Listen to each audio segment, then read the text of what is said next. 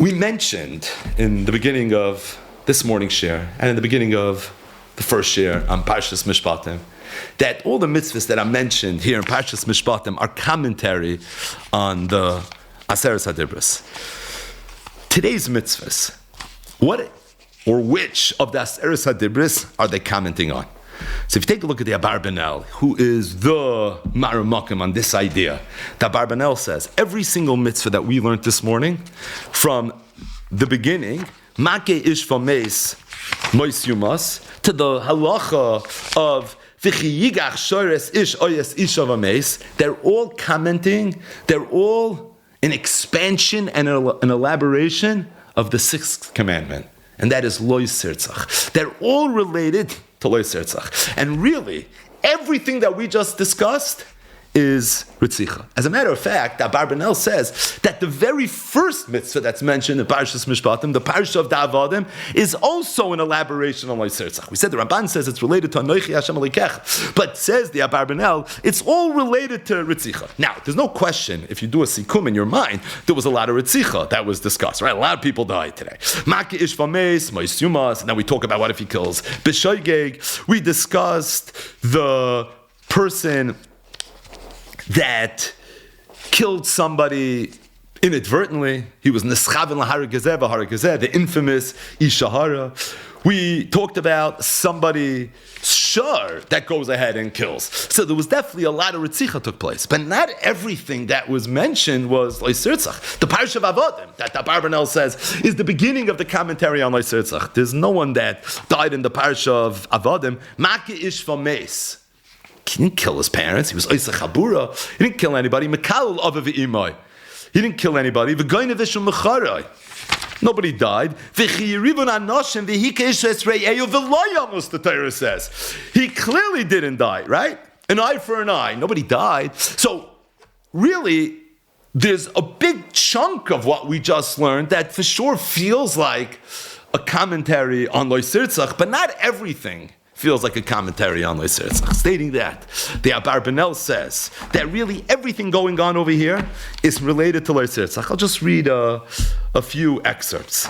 Says the Abarbanel, Ha'echad mishpat ha'eved ivri, Hasheni mishpat ha'amavriya, sheshneim nichlanu b'Lo Yisirtzach. They're both included in Lo Yisirtzach. Mipnei she'im koilulin l'chol haguf u'lechaye ha'eved. Because really, if you go and you take someone as a slave, right? What you're doing is on some level you're murdering the person. Now you're not killing him, you're not putting a gun to his head. If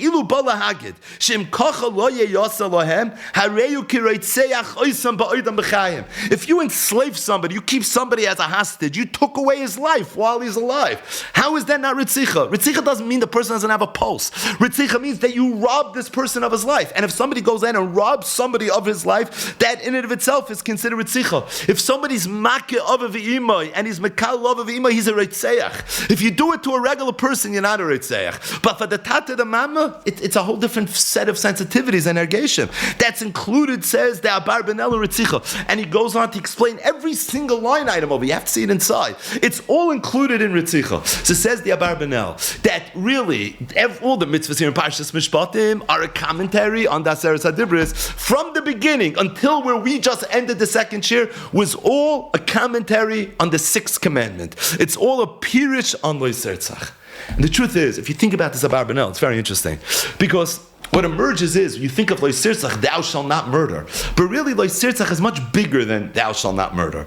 Lo Yisirtzach is much more encompassing. Lo Yisirtzach means that you can't do anything that's going to impede a person from living the best life that he wants to live. And if you go ahead and you rob a person from his life, even while he's alive, that's included in the idea of Lo Yisirtzach. The Torah's definition of Retzicha is different than the secular definition of Retzicha. The secular definition of Retzicha means don't kill somebody. The Torah's definition of Retzicha is that don't rob a person in any way, shape, or form of his life. I think the number one makar to the Abarbanel in Chazal is everybody knows that if someone's malbim pnei chaver berabim, it's very, very chomer. How chomer? Chazal say noyach lo la'adam sheyapel atzmai l'toich kivshana eish v'al yalbim pnei chaver berabim. It's better for a person to jump into a fire than to embarrass his friend. And Tosfos and all the Rishonim asked the kasha, how could you say that it's better to jump into a fire not to embarrass your friend? We know kol mitzvah shevet Torah. If a person is forced to choose and decide between observing the mitzvah or giving up his life, so of course you give up the mitzvah, you don't give up your life. There's 3 mitzvahs where it's Yaharug of Al Yavar, Avodah Zarah, Gilarai, Shvichas Dam, and what we know is the 3 cardinal sins. Malbim Pnei Chaver Barabim is not one of them. And if it's not one of them, so how could it be noyach lo adam sheyapel atzmei l'teich kivshana eish v'al yalbim pnei chaver barabim? So some Rishonim say it's only noyach lo adam, right? It's noyach lo, meaning it's okay. Ordinarily, you wouldn't be allowed to give up your life if halacha mandates you to go and violate the avera. When it comes to this, it's different. But other Rishonim say, no, it sounds like there's a chiyuv, Yaharug of Al Yavar. But Yaharug of Al Yavar is only by 3 averas. But Kiyadua, the Sfarim say, that if someone embarrasses somebody, it's tantamount to killing that person. And Chazal already told us that for Shvichas Damim, the halach is Yaharug of Al Yavar. Because that's one of the 3 cardinal sins. Malbim Pnei Chaver Berabim is also a sif katan in the idea of Lo Sirtzach.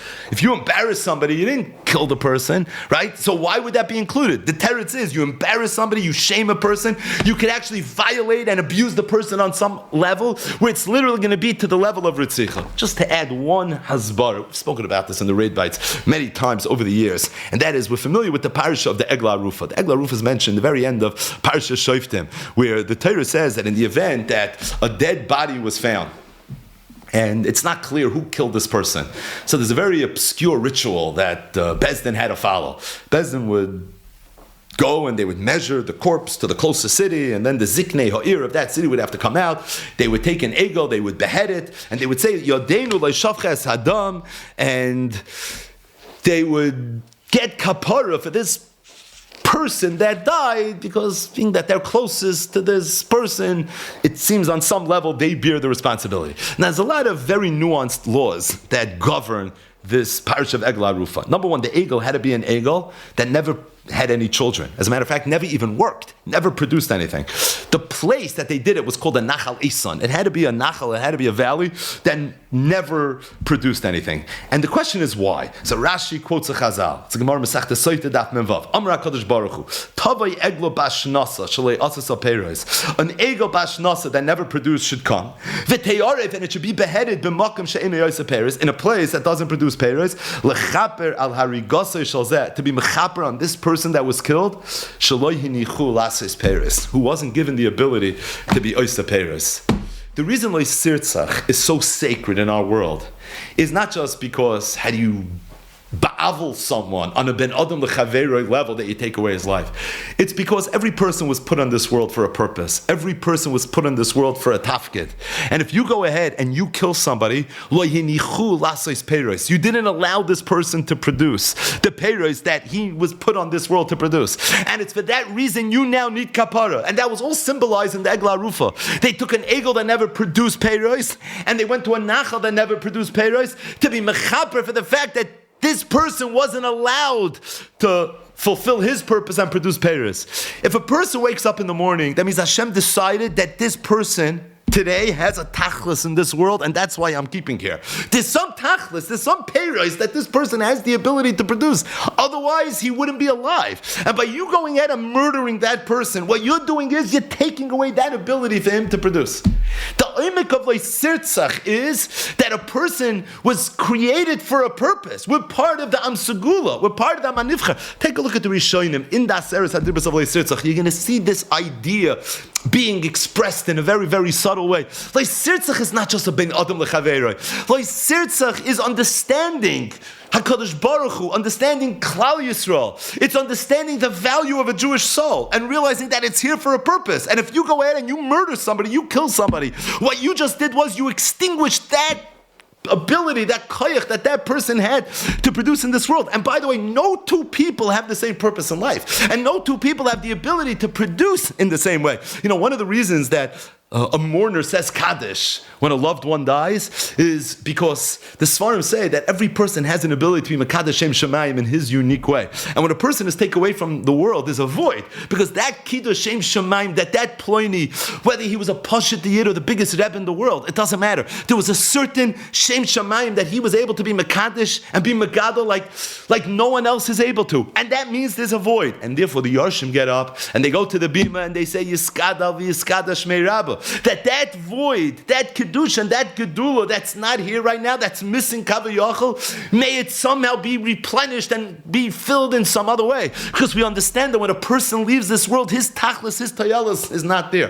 The yisoid of Loisirtzach, the sanctity of Loisirtzach, it's not just the Ben Adam L'Chaveira. It's understanding the role of the Yid. And every Yid has a purpose. Every Yid has a tayelas. And if you take away a person from this world, you just killed one of God's people. You just killed a ranking member of Hashem's army. That's a very, very bad thing.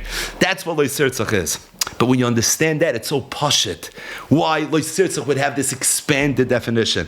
If somebody's malbim pnei chaveira berabim, and he humiliates a person to the point where he doesn't feel maybe so much as he has koiches, or he feels like, who am I? Mi anoichi ki elech el pare, right? If that's what he walks around with, a chip on his shoulder, because somebody once told him something, Rahman al-Salam, when people bully people or abuse people, they're literally killing the person. They really, really are. Because they're taking away that person's ability to fulfill his potential. They're taking away his ability to be oisa peres. They're taking away his ability to be Mikadesh and be Megadol Shmei Rabba. And when a person does that, that is the Torah's definition of Retzicha. That's the Torah's definition of Loisirtzach. Zok de Abar Benel. That's what the Torah was coming to teach me. Loisirtzach. But I want you to understand what Loisirtzach means. It's a pirish. It's not even just halachas. It's a pirish. It's a deeper understanding of what Retzicha is. If somebody enslaves somebody, somebody keeps somebody hostage, if somebody even embarrasses somebody, hits somebody, you'll be surprised what could fall into Retzicha.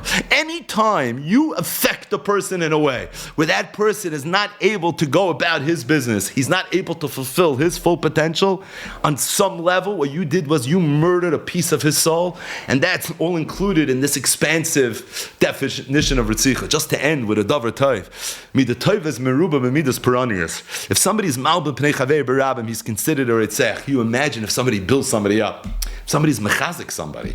If somebody sees someone who maybe feels and you give him the self-confidence and you give him the koyach, the ability to go ahead and strive for more and to reach a greater potential, then you didn't not just kill the person, but to the contrary, you just built him up.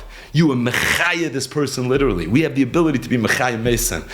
People that are alive, that are on some level walking around dead, but we could be mechaya them, mamish, through a good word. I mean, that's mamish what this Inyan is. But this is the Abar Benel's definition of Leisirtzach, and this is really why these psukim are mentioned right over here in the beginning of Parashas Mishpatim. Everything from Kisikne Eved Ivri until the parasha of the shar that shtoises and goes ahead and kills an ish or an isha or a ben or a bas or an eved or an amma. These are all seifei katan. They're all defining in a richer way what exactly Retzicha means. In the next year, we're going to pick up and we're going to continue with more halachas, try to get an understanding of how exactly they connect to the Aseret HaDibros.